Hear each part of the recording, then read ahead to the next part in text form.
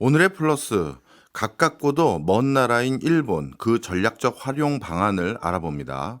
이창민 한국외대 융합일본 지역학부 교수 모셨습니다. 어서 네, 오세요. 반갑습니다. 이창민입니다. 예, 교수님 모처럼 또 인사드립니다. 그 사이에 참 일본과의 관세 협상도 우리 못지않게 뜨거웠던 것 같습니다. 뭐 일본 그러면 뭐 사실 편차는 좀 있습니다만 디테일의 끝판왕 이렇게 부르지 않습니까? 그런데 미국과 정한 상호 협상 그 관세 내용이 15%를 기존 관세에 추가하는 건지 아니면 기존 관세를 다 없애고 15%만 부과하기로 한 건지 여기에 대해서 미국과 일본의 내용이 달랐더라고요. 물론 뒤늦게 미국이 수정해 주겠다라고 했지만 도대체 언제 수정해 주겠다는 건지도 정확하지 않은 것 같고 이거는 어떻게 받아들여야 됩니까? 예, 지금 뭐 말씀하신 것처럼 15%를 두고 미일 간의 의견 차가 8월 7일 날 이제 발효하려고 하는 고 한 며칠 전에 이제 문제가 돼서 예. 뭐 부랴부랴 그 일본의 아카자와 대신 협상 팀의 이제 수장이죠.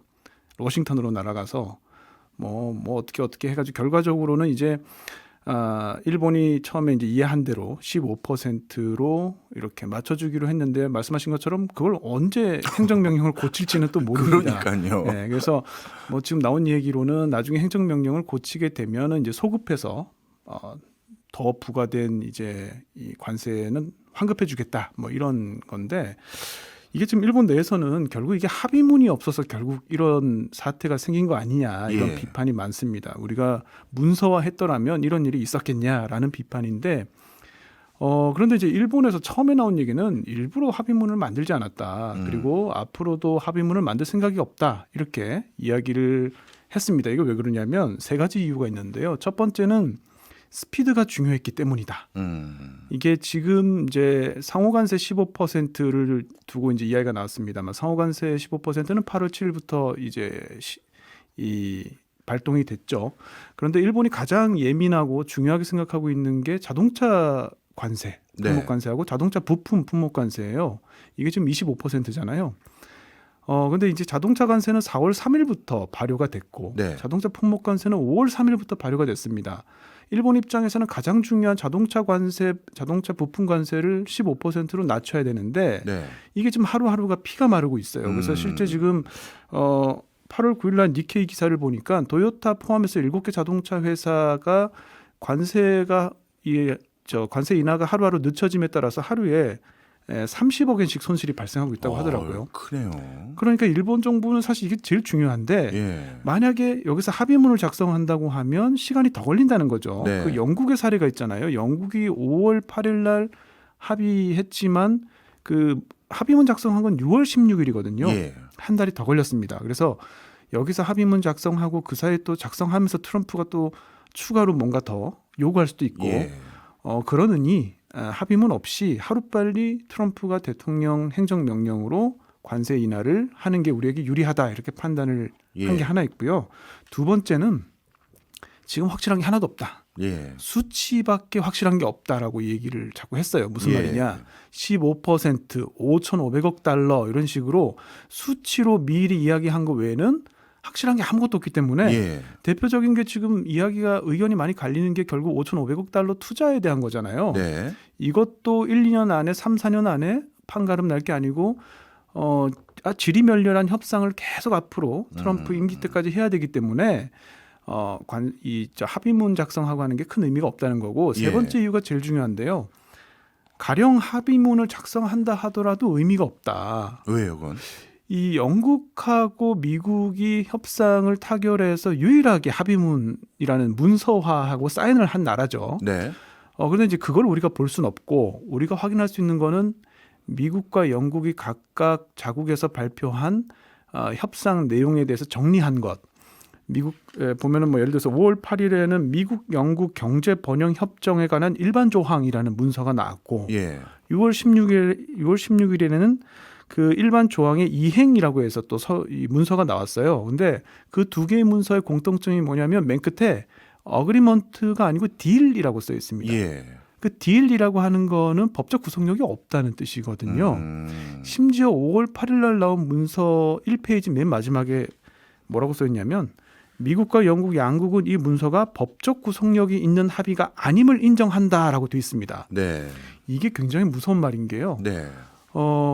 분쟁이 생겼을 경우 어떻게 하냐의 문제예요. 만약에 두 국가가 합의문을 작성한 이후에 분쟁이 생기면 지금 같으면 예전 같으면 이렇게 했죠. WTO에 제소하고 패널을 구성해서 자잘못을 따지고 네. 뭐 이런 절차가 있었는데 앞으로는 이런 절차가 없다는 얘기입니다. 예. 그럼 어떻게 하느냐? 분쟁이 생기면 각자 해석에 맡긴다입니다. 각자 해석에 맡긴다는 거는 파워 베이스드 룰이라는 거죠. 예. 힘 있는 자가 이기는 겁니다. 결국 합의문을 쓴다 그래서 뭐 뾰족한 수가 있는 게 아니거든요. 쉽게 얘기해서 트럼프가 원하면 또 바꿀 수도 있는 거예요. 예. 그래서 일본은 아예 이제 이거를 협상 과정에서 뭐 빠르게 눈치를 챘습니다. 네. 합의문이 중요한 게 아니구나. 예. 실질적으로 관세를 낮추는 게 빨리 낮추는 게 중요하지 합의문 작성 유무는 별로 중요하지 않다. 네. 이렇게 생각을 했던 거죠. 네. 나름대로 일본은 정교하게 그리고 전략적으로 합의문 없이 빠르게 관세를 낮추는 것이 자국 기업들에게 오히려 급한 불을 끄게 만들 수 있다 이렇게 판단한 것 같은데 근데 트럼프도 평생을 협상을 해왔던 사람이란 말이에요. 근데 예를 들어서 이제 트럼프가 했던 협상을 보면 집주인이니까 건물주거나 디벨로퍼니까요.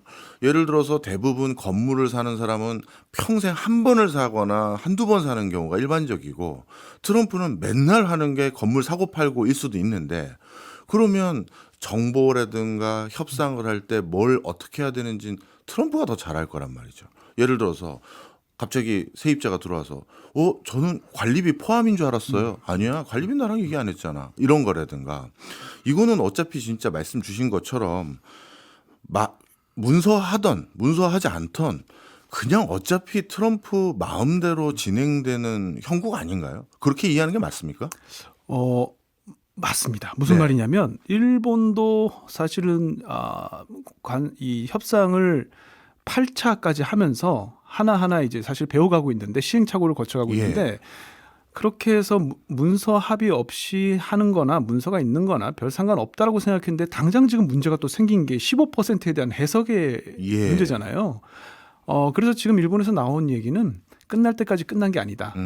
어차피 트럼프 임기 끝날 때까지 어쩌면 트럼프 이후에 어떤 정권이 들어서더라도 이런 식의 협상 구도는 계속 이어질 거다. 예. 지금 이제 일본이 그래서 이제 두 가지 정도 생각하고 있습니다. 한 가지는 방금 말씀드린 것처럼 끊임없이 아마 미국 또는 트럼프하고는 건 바이 건으로 네. 집요하게 지리멸렬하게 협상해야 될 것이다라는 걸 기본 전제하고 있어요. 예. 제일 지금 의견이 나뉘는 게 5,500억 달러의 이 수익을 어떻게 배분할 것인가. 예. 1대 9라는 숫자에 대해서는 미일이 합시하잖아요. 예. 그런데 그 1대 9에 대한 해석이 다르지 않습니까? 예.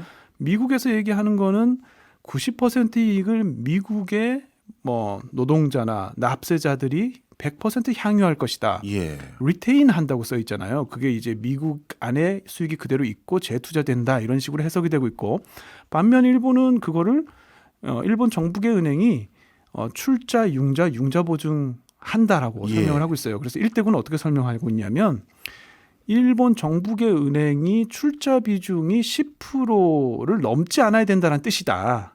나머지 90%는 민간 기업이 투자를 한다는 거고 그 민간 기업이 투자할 때 융자나 융자 보증을 일본이 해준다는 거고 네. 그러니까 굉장히 일본은 설명이 많습니다. 무슨 네. 말이냐면 누가 들어도 1대9라는 거는 일본에게 불리한 조항이잖아요. 그렇죠. 예. 그렇다 보니까 미국은 심플하게 얘기하는데 일본은 굉장히 집요하게 여러 번에 걸쳐서 장황하게 쭉 설명을 해요. 그러니까 이제 일본이 핀치에 몰린 건 맞는데 어쨌든 일본이 지금 주장하는 건 이겁니다. 90%라고 하는 거는 민간 기업이 투자를 하는 거고 그 투자라고 하는 거는 트럼프가 함부로 누구 민간 기업에게 너 와서 투자해라고 할 수는 없는 거잖아요. 일본도 그 얘기를 하거든요. 네. 그래서 결국 민간 기업이 누가 투자를 하고 뭐 언제 펀딩이 돼서 뭐 실질적으로 투자로 이어질지는 아무도 모르는 거고 네.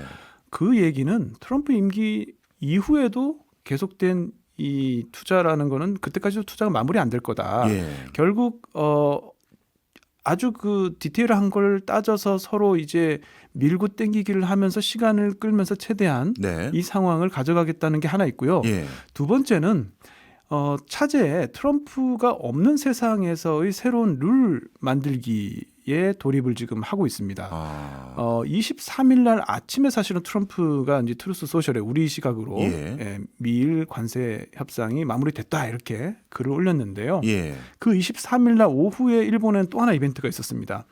EU하고 일본 EU 경제판 2+2를 맺으면서 경쟁력 동맹이라는 걸 맺었거든요. 예. 그러니까 지금 제가 이제 피해자 동맹이라고 설명하는데 미국으로부터 피해를 본 나라들이 뭉치고 있어요. 특히 예. 일본과 EU가 굉장히 가까워지고 있는데요. 핵심 내용을 정리하면 세 가지입니다. 한 가지는 중요 광물에 있어서 중국 의존도를 낮추기 위해서 일본과 EU가 공동의 공급망을 구축하자. 예. 두 번째는 미국의 의존도를 낮추기 위해서 그런 이제 대규모 인공위성 네트워크를 함께 구축하자. 예. 세 번째가 제일 중요한데요. 일본은 지금 EU에게 CPTPP 가입을 굉장히 권하고 있어요. 네. 그런데 이번에 폰데라이언 집행위원장이 화답을 했죠.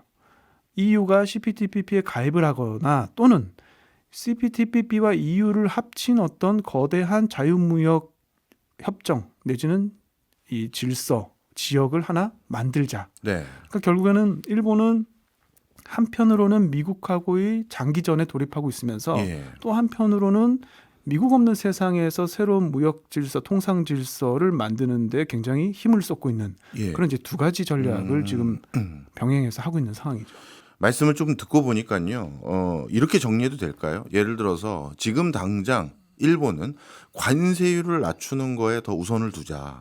그리고 그걸 낮추기 위해서 투자를 더 해드리겠습니다라고 당근을 주되 그 투자라는 것은 언제 어떻게 될지 모르는 일이고 그리고 투자의 주체 중에 상당 부분이 민간이기 때문에 그거는 민간이 나름대로 나름의 계획을 가지고 하는 것이니 자연스럽게 트럼프 임기 지난 뒤에도 일어날 수 있는 현상이니까 일단 관세 낮추는 그걸 목표로 하는 그 전략을 했다. 이렇게 봐도 되는 거죠.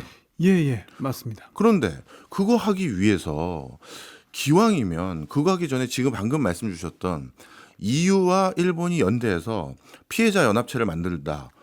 사실 그걸 좀 더 일찍 했으면 그리고 그거에 대해서 한국이라든가 베트남이라든가 여타 국가들까지 좀 같이 컨소처럼 껴가지고요.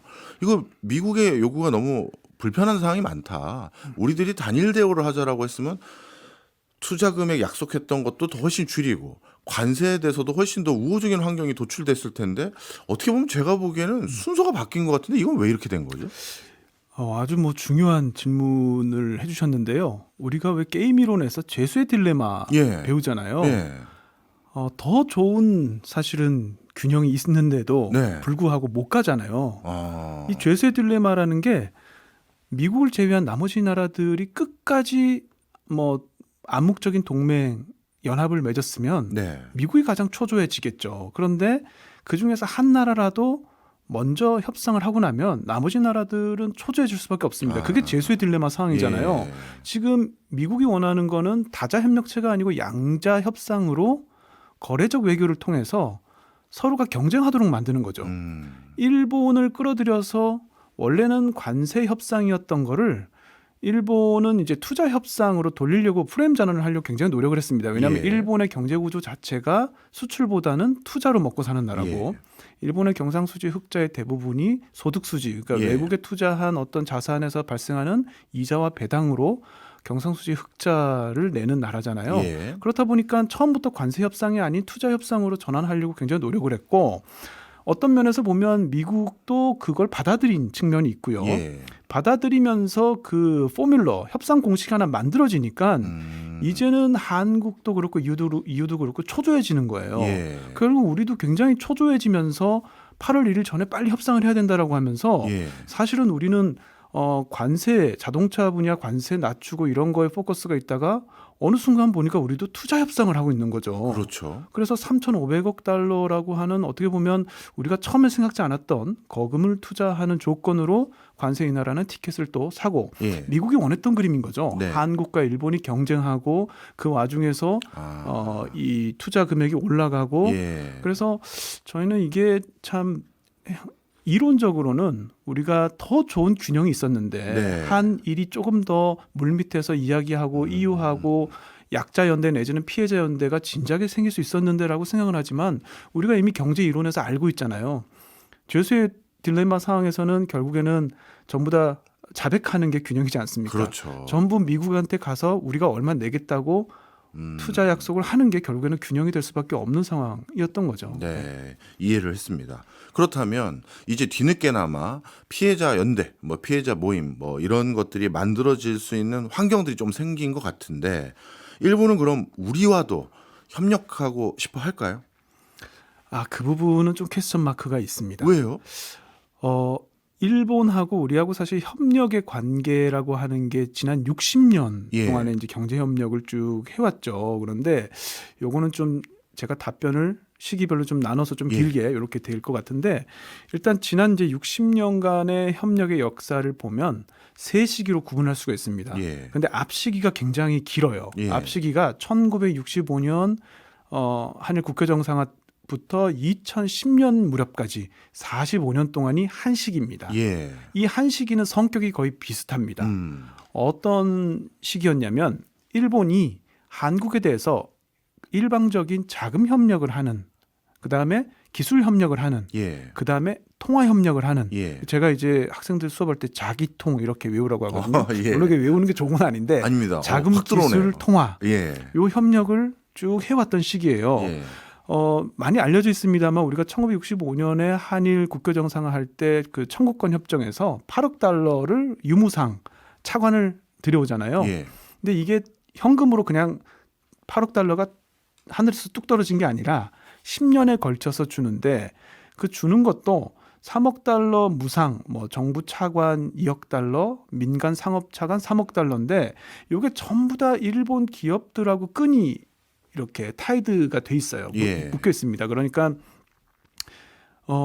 무상 같은 경우에는 일본 기업으로부터 어떤 물자를 수입을 하면은 그 수입 대금을 일본 정부가 대신 내주고, 예. 그다음에 유상 같은 경우도 뭐 돈을 빌려서 일본으로부터 돈을 빌려서 우리나라 SOC 투자를 하면은 그 발주처는 전부 다 일본 기업이고, 예. 어쨌든 이게 일본 기업들을 활용할 수밖에 없는 구조였기 때문에 일본에서 한국에 대한 수출 투자가 늘어날 수밖에 없었죠. 예. 그러니까 그런 의미에서 사실 윈윈이었습니다. 우리도 돈이 없었으니까요. 그렇죠. 제2차 경제개발 계획을 해야 되는데 돈이 없고, 예. 일본은 지금 인건비도 인상되고 막 그때 성장하던 중화공업을 수출할 수 있는 제품 시장이 필요한데 네. 때마침 한국이 공업화가 되면 물건도 팔 수 있고 소부장을 팔 수 있고 예. 이렇게 해서 윈윈을 했는데 이때 문제가 생긴 게 그 예전에 저도 그렇고 어렸을 때부터 항상 듣던 얘기가 대일본 무역수지 뭐 역조, 예. 대일본 무역수지 적자를 어떻게 극복할까, 이게 항상 우리나라 맞아요. 과제였거든요. 예. 일본으로부터 수입을 어떻게 줄이나, 예. 수직적인 분업 구조를 어떻게 해소하나, 이게 60년대, 70년대, 80년대 계속해서 고민이었습니다. 예. 그런데 해결을 전혀 못했습니다. 예. 70년대는 중화공업화 하려고 했는데 중화공업화 하니까 일본으로부터 소부장을 더 수입해야 돼요. 예. 그러니까 더 일본에게 의존적이 되고, 80년대는 우리가 3조 호황이라고 경기가 굉장히 좋았는데 우리 경기가 좋으니까 일본으로부터 더 수입을 합니다. 일본은 날아다녔죠. 그렇죠. 그러니까 우리가 이걸 가마우지 경제라고 하잖아요. 예. 가마우지 낚시라고 해서 왜 가마우지 그 새 목에다가 밧줄 이렇게 묶어가지고 예. 물고기 잡는 것처럼 우리가 전 세계 수출을 하면 할수록 일본이 가장 이득을 취하는 이런 네. 구조였습니다. 그래서 이걸 막 극복하려고 했는데 극복이 안 됐고, 90년대 이제 들어서 좀 생각이 바뀌어요. 예. 일단 세 가지 사건이 있었는데 하나는 우리가 개발도상국에서 탈출했습니다. 예. OECD의 닥이라고 개발원조위원회가 있잖아요. 예. 거기 우리가 수원국 원조를 받는 나라였는데 거기서 이제 졸업을 하게 됐고요. 두 번째가 이제 대일 무역 수지 적자에 대한 생각이 좀 바뀌었습니다. 왜냐하면 아니 이게 우리가 일본으로부터 무역 수지 적자를 극복하려고 그렇게 노력을 했는데 사실 이게 국제 수지 구조에서 보면 굳이 한 나라로부터 발생하는 무역 수지 적자를 극복해야 되는가? 예. 왜냐하면 우리가 그때 WTO 체제가 되면서 중국이 WTO 가입하면서 우리가 중국에 또 수출을 많이 하잖아요. 예. 그러니까 일본으로부터는 무역수지 적자, 중국에게는 무역수지 흑자. 예. 이렇게 되니까 삼각무역 이런 구조에서는 굳이 특정한 나라에게 무역 수지 적자를 거두는 게 딱히 나쁘다고 보기는 좀 어려운 거죠. 결국 이제 그거에 대한 이해가 생기고 90년대 또 하나 변화가 뭐냐면 위안부나 강제징용에 대한 그런 이제 역사 갈등이 부각되기 시작했습니다. 예. 그러니까 그 전에는 사실 우리가 존재는 알았지만 모른 척하다가 예. 91년에 김학순 할머니가 이제 이 공개적으로 이야기를 하셨고 강제징용 피해자분들이 97년 이럴 때 이제 오사카 지방법원에 이제 이 재판 제소도 하면서 그런 문제가 등장을 하면서 이제 어떻게 했냐면 한국이 더 이상 개도국이 아닌 상태에서 예. 일본하고의 관계에 있어서 뭔가 조금씩 예전에 말하지 못했던 것들, 억눌려 있던 것들을 이야기하면서 한편으로 또 일본도 부메랑 효과를 두려워하기 시작했어요. 예. 그러니까 일본이 한국을 그동안 많이 도와줬는데 그렇다 보니까 삼성이나 LG가 성장하면서 위협이 되기 시작한 거죠. 예. 이거 이제 도와주면 안 되겠는데? 그러면서 일본의 자금 협력은 80년대 후반에 끝나고 예. 협력의 상태가 좀 애매해졌습니다. 네. 한일 관계 파트너십을 어떻게 재정해야 되지라고 이제 고민을 많이 이제 하는 시기가 됐고 그러면서 이제 98년에 김대중 오부치 선언 예. 있잖아요. 그 21세기 새로운 한일 파트너십 공동 선언. 그러니까 이제 뭔가 새로운 파트너십이 필요한 시기가 이제 된 거죠. 예. 지금 이 변화되는 시점 속에서 여전히 양국은 협력하면 뭔가 이점이 있겠죠? 예. 이점이 있을 수도 있고 생각보다 구조상 협력이 어려울 수도 있습니다. 네. 아까 제가 이제 일부에서 그 90년대가 되면서 한국과 일본이 더 이상 자금 협력이나 기술 협력하기가 좀 애매한 관계가 됐다 이렇게 말씀드렸잖아요. 근데 이제 새로운 협력이 하나 그때 등장을 했어요. 예. 통화협력이라고. 아. 기억하시겠지만 97년 12월에 저희가 IMF 구제금융을 받지 않습니까? 그때 이제 일본도 이선 지원이라고 해서 한국이 IMF의 어떤 요구 조건을 충실히 수행할 경우에 일본이 한 100억 달러 정도를 지원하겠다. 예. 이러면서 새로운 어떤 형태가 만들어졌습니다. 그러고 나서 이제 치앙마이 이니셔티브라고 CMI 체제라고 보통 얘기합니다만 양국의 통화 수합이 이제 생기면서 예. 한국이 이제 우리 원엔 통화 수합 또는 원 달러 통화 수합을 일본하고 맺게 됐고요. 이때 우리가 이제 2008년 글로벌 금융위기 때 이게 도움이 많이 됐습니다. 예. 우리 2008년 글로벌 금융위기 때 사실 크게 금융위기를 겪지는 않았잖아요. 우리나라 거의 유일했죠. 그렇죠. 예. 그게 이제 통화 수합의 영향이 좀 있었는데 일단은 우리가 이제 한미 원 달러 통화 수합이 한 300억 달러 있었기 때문에 그게 제일 큰 도움이 됐고요. 예. 일본하고는 원 달러 통화 수합을 300억 달러 정도 했습니다. 왜 달러냐면 일본이 가지고 있는 외환 보유고에서 이제 유사시에 도와주겠다, 수합을 해주겠다 예. 해서 원 달러 통화 수합이 300억 달러쯤 있었고요. 원엔 통화 수합도 한 200억 달러 지원했습니다. 네. 그거는 이제 유사시에 원을 엔으로 바꿔서 외환 시장에서 달러로 바꿔서 쓸 수 있게. 예. 그러니까 결국 일본이 500억 달러 정도의 통화 수합을 해준 셈이에요. 예. 그게 이제 2011년 정도까지 그 유럽 재정 위기 때도 한 700억 달러로 통화 수합이 늘어나면서 네. 우리도 이제 금융 시장의 안정을 유지할 수 있는 좋은 예. 어떤 기반이 됐는데요. 이게 2012년부터 굉장히 서로 사이가 안 좋아집니다. 예. 통화 수합이 0으로 수렴하기 시작해요. 통화 수합이 이제 갱신할 때가 돌아오면 연장을 해줘야 되는데 예. 연장 안 해주면서 쭉 연장 불연장해서 0이 딱 됩니다. 예. 통화 수합, 한일 간 통화 수합이 한일 간의 관계가 좋고 나쁨을 보여주는 시금석이거든요. 그렇군요. 2012년부터 관계가 안 좋아지기 시작했습니다. 예. 그때 혹시 무슨 일이 있었는지 기억하시나요? 잘 모르겠는데요. 저도 이제 보면 쭉 그 시계열로 보니까 이때가 결정적이었구나. 예. 이명박 대통령 당시 예. 이명박 대통령이 8월 4일인가 아마 예. 됐을 거예요. 이제 광복절을 앞두고 독도 상륙을 현직 대통령으로서 처음 예, 기억납니다. 합니다. 예.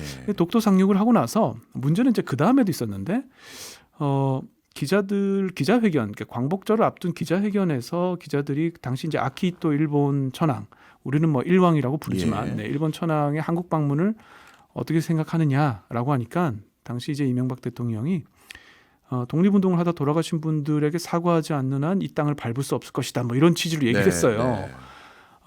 근데 이제 이게 일본의 언론에는 또 천황 사과 요구, 천황 네. 사죄 요구 이렇게 뉴스가 나면서 사실 우리는 뭐 일본의 천황에 대해서 딱히 뭐 그런 게 없지만 네. 일본 사람들은 굉장히 뭐 불가침 신성한 영역 정도로 생각을 하니 굉장히 일본에서 그 반발을 불러일으키면서 예. 그때부터 이제 한일 관계 잃어버린 10년이 됐습니다. 네. 근데 이제 표면적으로 보면 이게 어떤 역사 갈등이나 뭐 외교적 갈등 때문에 한일 관계가 악화된 것처럼 보이지만 네. 사실은 그 밑바닥에는 예. 한국의 경제가 성장을 해서 일본하고의 경제 관계가 굉장히 약해진 측면이 있어요. 2010년대가 되면 대일 수출, 대일 수입 다 감소하기 시작합니다. 예. 대일 무역 수지 적자 규모도 감소하고요. 그러니까 일본하고 직접 교육 규모가 감소하고 그 다음에 이제 저희가 그러니까 한국이 수출하는 제품이나 일본이 수출하는 제품이 비슷해져요. 아, 그때쯤이군요. 예, 소부장입니다. 둘 다. 예. 그러니까 서로가 서로의 어떤 상호보완적 관계가 약해지면서 한국에서는 당시 이제 이런 생각을 하게 된 거죠. 야, 한일 통화 스와프? 야, 그거 뭐 원달러 통화 수합이 더 중요하지. 원엔이야 뭐 있으면 좋지만 없어도 그만이지. 이렇게. 예. 또 한일 FTA 논의도 야, 한중일 FTA면 모를까. 한일만 FTA 하는 게 무슨 의미가 있어. 예. 그러니까 결국 우리가 예전에는 일본하고 어떤 역사적 갈등이 있어도 어떻게든지 관리를 하려고 했다면 예. 2010년대가 되면서 딱히 이거 굳이 할 필요 있는 할 필요 있어? 이렇게 이제 되면서 사실은 사이가 멀어진 거죠. 예. 그러다가 예. 2023년에 갑자기 이제 바이든 기시다 윤석열 체제라고 얘기하는데요. 예. 캠프 데이비드에서 예. 만났잖아요. 화해할 필요가 생겼다 이렇게 된 거죠. 네. 그때는 왜 화해할 필요가 생겼냐면 대중 견제라는 예. 새로운 이제 시대적 흐름이 있었던 겁니다. 예. 그래서 우리 입장에서 보면 두 가지 의미가 있어요. 그 캠프 데이비드 선언은 한미일이 상대적으로 대등한 입장에서 경제안보 협력을 논의하게 된 어떻게 보면 우리가 처음 겪는 예. 바뀐 분위기고요. 두 번째가 한일 관계에 있어서 1965년 이래 처음으로 예. 60년 만에 한국이 리드하는 한일 관계가 됐습니다. 오. 그러니까 한국이 먼저 뭘 제시하고 한국이 뭘 해보자고 하고 예. 그때부터 이제 한국이 한일 경제 협력이나 한일 경제 공동체 같은 이야기도 우리가 먼저 제안을 하기 시작했습니다. 예. 그러니까 일본 입장에서는 그걸 이제 받아서 고민하는 네. 지금 이제 그런 상황까지 이제 온 거죠. 네. 그래서 이제 왔습니다만 그러면 이제 한일 협력이 필요성 측면에서 할 수 있는 것들이 많아진 것 같은데 이게 하기 쉽겠느냐? 저는 조금 부정적으로 봐요. 네. 일단 첫 번째는 경제안보 문제입니다. 예. 수출 규제 기억하시죠? 예. 예. 예. 우리는 수출 규제라고 부르고 일본은 수출 관리 강화라고 부릅니다. 연구가 많이 나와 있습니다. 지금 예. 그 수출 규제에 대해서. 근데 실제로 수출이 규제된 건 없어요. 예. 예, 그러니까 일본이 반도체 소재 상품목의 수출을 좀 까다롭게 제출해야 될 서류도 많게 하고 이렇게 예. 했죠. 그런데 이제 일본이 그렇게 해서 결과적으로 한국과 일본의 양쪽에 다 피해가 있었던 건 사실이고요. 예. 다만 일본이 이걸 왜 했을까요? 그러게요. 일본이 정말 강제징용 판결에 대한 불만으로 이걸 했을까요? 그리고 실제 하지도 않았는데 할 것처럼 그렇죠. 한 거. 그거 왜 그렇죠. 그랬었죠? 그게 핵심입니다. 예. 이게 뭐냐면요. 일본의 경제안전 보장에 두 가지 개념이 있어요. 예. 전략적 불가결성이 있고요. 예. 전략적 자율성이라는 게 있습니다. 전략적 불가결성은 어떤 나라의 물자나 기술이 절대로 필수 불가결한 예. 거를 전략적 불가결성 조건이라고 하고요. 예. 전략적 자율성은 그 나라가 자국의 힘으로 그 물자와 기술을 확보 관리할 수 있느냐. 예. 그래서 전략적 불가결성은 공격 무기고요. 예. 전략적 자율성은 방어 능력입니다. 네. 수출 규제는요. 공격 능력을 테스트해 본 거예요. 네. 일본은 2010년에 미국하고 센카쿠 이 섬에서 중국 어선하고 일본 순시선이 충돌하면서 예. 일본하고 중국이 굉장히 강하게 부딪히거든요. 그렇죠. 그때 중국이 히토류 수출 보복 수출 규제했습니다. 예. 히토류 수출 안 해서 일본이 한 4, 5년 정말 고생을 많이 했어요. 중국의 전략적 불가결성, 공격 무기를 한번 당해본 거죠. 예. 그때부터 일본은 경제안전 보장 법안을 만들기 위해서 준비를 했습니다. 그리고 리스트를 만든 거죠. 네. 그러니까 자국에서 쓸 수 있는 무기가 뭐가 있고 반드시 지켜야 되는 방어 능력은 어떻게 되나. 네. 무기를 2019년에 한번 근데 우리가 핵실험 하듯이 예. 이거 테스트 해봐야 되잖아요. 그런데 테스트이기 때문에 진짜 규제하면 안 돼. 네. 정말 큰일이 생기니까요. 예. 그래서 흐르는 강물에 댐을 만들고 수문도 만들었지만 수문은 닿지 않은 상태. 예. 어떤 피해가 발생할까? 상대국에는 어느 정도 피해를 주고 자국에게는 어떤 피해가 발생할지를 굉장히 많은 데이터를 얻었을 겁니다. 예. 그래서 저를 비롯해서 몇몇 학자들은 그 얘기를 주장합니다. 한국이 테스트베드가 됐다. 어떤 경제 안전 보장의 필수 불가결성에. 예. 또 하나는 전략적 자율성, 방어 능력은 뭘까? 예. 이게요. 바로 라인야오 사태입니다. 예. 라인야오 사태를 우리는 어떻게 기억하고 있냐면 정부가 민간 기업 네이버로부터 라인을 탈취하기 위해서 예. 50만 건 개인정보 유출을 핑계로 예. 뭐 이렇게 기업을 뺏어가려고 했다. 지분 달라고 했으니까. 지분 달라고 했으니까. 예. 그렇게 기억하고 예. 있잖아요. 이거는 경제안전보장 관련한 일본의 전략적 자율성, 방어 능력을 위해서 반드시 필요했던 작업입니다. 어떻게 된 거냐면 일본의 경제안전보장 추진법을 2022년에 만들고요. 예. 그 해에 중요 물자를 12개 지정을 합니다. 예. 그 중요 물자 안에는 반도체도 있고 뭐 AI, 뭐 클라우드 서비스 이런 것들이 다 있어요. 예. 일본의 일본의 경제 안보를 위해서는 반드시 국가가 철저하게 관리하고 확보를 해야 되는 물자죠. 네. 그리고 2023년 11월에는 이러한 중요 물자를 관리하는 기업들을 특정 사회 기반 사업자라고 지정을 합니다. 네. 이거는 전쟁할 때 하는 거와 비슷해요. 어. 전쟁 무기를 만드는 업체들을 정부가 지정을 해서 예. 특별 관리하는 겁니다. 제재도 하고 보조금도 주는 거예요. 예. 11개 인프라 분야가 들어갔는데요. 그중에 전기통신업자 안에 라인야오가 들어갑니다. 예. 소프트뱅크도 들어가고요. 예. 그러니까 지금 소프트뱅크가 AI 만드는데 엄청나게 일본 정부가 보조금 주는 건 바로 그 경제안전보장법상의 특정 사회기반 사업자이기 때문이에요. 네. 라인야오가 일본의 경제안보에 있어서 굉장히 중요한 기업으로 지정이 됐고 그 라인야오의 서비스는 일본의 경제안보 중요 물자입니다. 네. 그런데 이걸 동맹이 아닌 한국과 같이 하는 것도 불편한데 네. 심지어 문제가 됐던 건 라인야오의 그 자회사 중에 라인 디지털 테크놀로지라고 네. 샹하이에 본사가 있고 중국 대련의 지점 데이터 센터를 운영하는 그런 자회사가 있습니다. 예.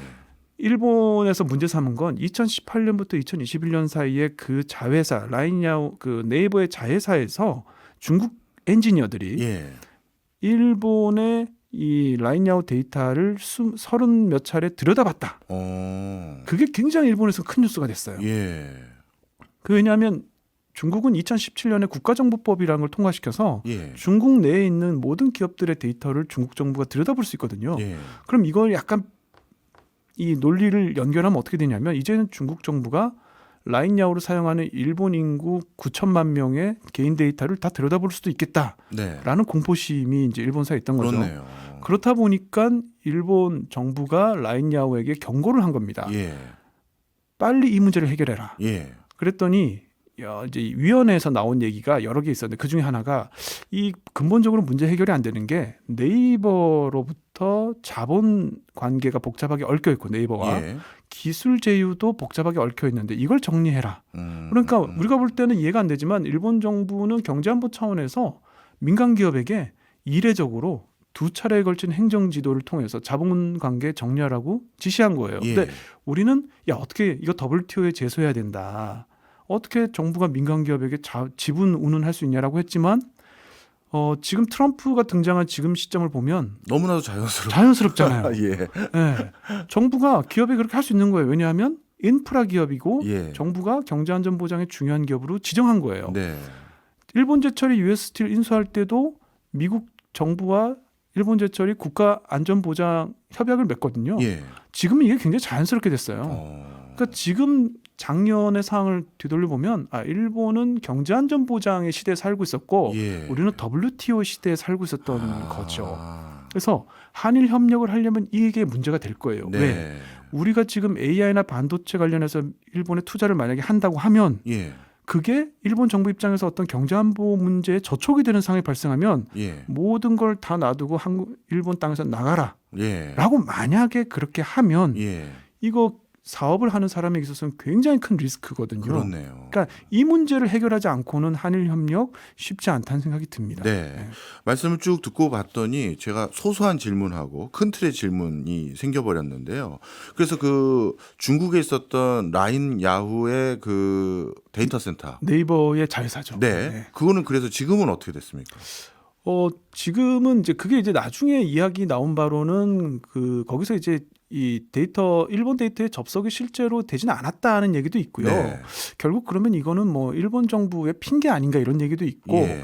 지금은 지금은 사실 이제 정리가 돼서 예. 이 일본하고 라인야오하고는 완전히 단계가 네. 단절된 걸로 네. 이렇게 나와 있습니다. 그리고 두 번째로 궁금한 건요. 우리 기업들이 요즘 한일 경제 협력에 대해서 크게 얘기하시는 사람들이 점점 느는 것 같습니다.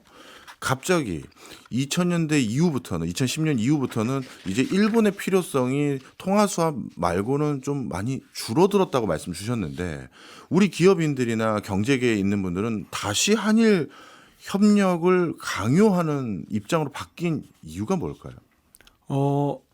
필요한 부분이라고 생각은 합니다. 왜냐하면 논리는 이런 거죠.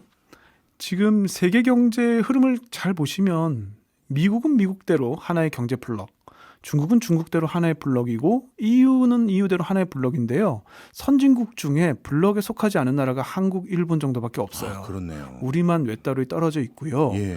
게다가 한국, 일본은 공통점이 있습니다. 예. 공급망이라는 차원에서 중요 광물이나 에너지나 식량에 대한 해외 의존도 굉장히 높습니다. 공급망 리스크가 가장 높은 나라가 한국이고요. 예. 일본이 한 7위 정도 됩니다. 결국 한국과 일본은 공통 문제를 가지고 있기 때문에 이런 거에 협력이 반드시 필요하다라고 주장하시는 게 있고요. 네. 또 이제 어떤 분이 이런 얘기도 합니다. 한국, 일본 저출산 고령화 문제 심각하지 않냐. 네. 공통 과제 해결에 있어서도 도움이 될 거다. 이런 얘기 많이 하시는데 저는 사실 이 부분은 동의하기 좀 어렵습니다. 예. 왜냐하면요. 제가 이런 얘기 많이 하거든요. 영어를 못하는데 수학을 잘하는 친구가 있고 수학을 못하는데 영어를 잘하는 친구가 있으면 예. 둘이 서로 잘하는 거 가르쳐주면 되잖아요. 네. 그런데 둘 다 수학을 못하는데 우리 모여서 같이 한번 잘하는 방법을 논의해보자. 이거 답이 나오겠습니까? 확 이해되네요. 일본도 30년 동안 저출산 정책, 온갖 정책을 썼지만 다 실패했거든요. 한국, 일본이 저출산 고령화 문제로 머리를 맞대봐야 서로 실패한 거 공유하는 정도 효과는 있을지 모르지만 네. 이건 공통 과제지 두 나라가 협력할 건 아닙니다. 네. 그래서 사실은 협력을 하면 한국, 일본이 시너지 효과가 날 부분도 분명히 있습니다만 예. 아까 제가 말씀드린 경제 안전 보장 관련한 어떤 이슈들을 서로 이해하고 조정하지 않으면 네. 결정적인 순간에 예. 문제가 발생할 수 있어요. 아까 말씀드린 것처럼 지금 우리가 AI 협력 얘기하잖아요. 예. 그런데 일본과 한국이 각각 소버린 AI를 각각 구축을 하려고 하면 예. 이게 결국 나중에 가서는 모순되죠. 네. 중요 광물도 같이 우리 발굴하고 관리하고 재고 관리하자라고 했는데 중요 광물 서로가 서로에게 필요한 경제안보상의 굉장히 중요한 포인트거든요. 예. 이걸 서로 관리하자. 월급 통장 같이 관리하자 친구끼리. 예. 이거 가능할까요? 같이 하면 좋겠지만 그러니까 굉장히 이거 디테일하게 사실은 좀 고민을 해봐야 되는 문제가 예. 있습니다. 말씀을 쭉 듣고 보니까요. 지금 나름대로 미국에 대응하는 그 기조 속에서는 뭐 유럽과 일본뿐만 아니라 한국도 필요하려면 필요할 수 있는 존재일 것 같긴 한데 좀 중장기적이고 그리고 산업별로 디테일하게 바라보면 한국과 일본이 떠안고 있는 숙제가 똑같은데 이거 서로 경쟁 구조가 될 가능성이 높다. 이렇게 정리가 되는 상황인 것 같은데 그렇다면 지금 전반적으로 미국의 이 고압적인 통상 무역 환경 관련한 억압은 트럼프 이후에도 상당 기간 이어질 수도 있는 분위기인데 우리는 그럼 어디서 친구나 동업자 또는 뭐 협력 관계를 구해서 대응할 수 있을까요? 바로 그 포인트인데요. 예. 우리가 이제 결단을 좀 해야 됩니다. 예. 지금 이제 일본하고 지금 현재 수준에서의 협력 필요한 부분 협력하지 이러면 예. 협력하기가 어려워요. 예. 반도체 협력이 가능했던 이유는 한국과 일본 사이의 수직 분업 관계가 예. 성립됐기 때문이죠. 바이오 협력이 지금 가능한 이유도 한국은 바이오 벤처가 발달되어 있고 일본은 거대 제약 회사가 있기 때문에 협력이 가능한 겁니다. 그런데 유럽의 국가들 예컨대 한국과 일본이 비슷한 경제 수준에서 수평 분업 체계에서 앞으로 이 경쟁보다는 협력 구도로 가져가려면요. 네. 우리가 경제 안보 문제를 뛰어넘는 수준의, 즉 우리의 경제 안보 체제나 일본의 경제 안보가 서로 거의 준 동맹에 가까워서 딱히 일본이 경쟁자가 경제 안보 차원에서 이걸 안보 동맹이라고 표현하면 좀 너무 나간 이야기입니다만 그 부분을 뛰어넘는 정도가 되지 않으면 안 돼요. 실질적으로는 이거죠.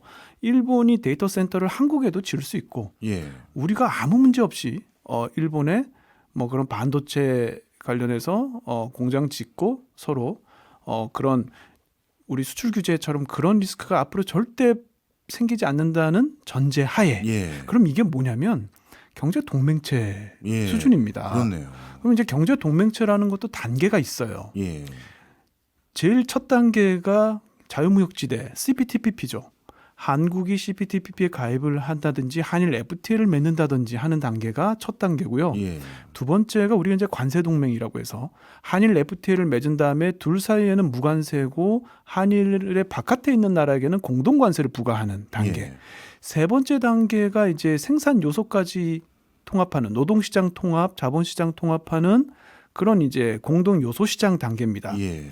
여기까지 저는 가능할 수 있을 거라고 봐요. 한일이 만약에 예. 지금의 단계를 훨씬 뛰어넘는 예. 그러니까 협력을 어중간하게 해서는 아예 시작도 안 되고 예. 정말 협력을 할 거면 여기까지 가야 되는 거죠. 그 다음 단계는 통화동맹, EU처럼 EU를 만든 건데 그거까지는 못 갈 것 같아요. 왜냐하면 한국과 일본이 각각 금융정책이 있기 때문에 그건 안 되고요. 저는 그래서 이 얘기를 하고 싶은 게요. 노동시장 통합이나 자본시장 통합 우리가 이상적인 거 한번 생각해 볼 수 있습니다. 예. 노동시장 통합, 저는 이제 노동시장을 다 통합한다기보다 청년 화이트 칼라 노동시장 통합을 주장을 하거든요.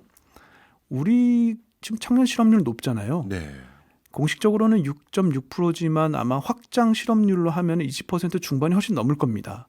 근데 일본은 일손 부족 때문에 매년 폐업하는 기업 수가 역대급으로 지금 늘고 있거든요. 예. 일손 부족인 나라와 청년 실업률이 심각한 나라 완전히 매칭이 되죠. 그래서 그렇네요. 한 10몇 년 전부터 한국에서 일본에 특히 IT 분야 취업을 많이 했습니다만 예.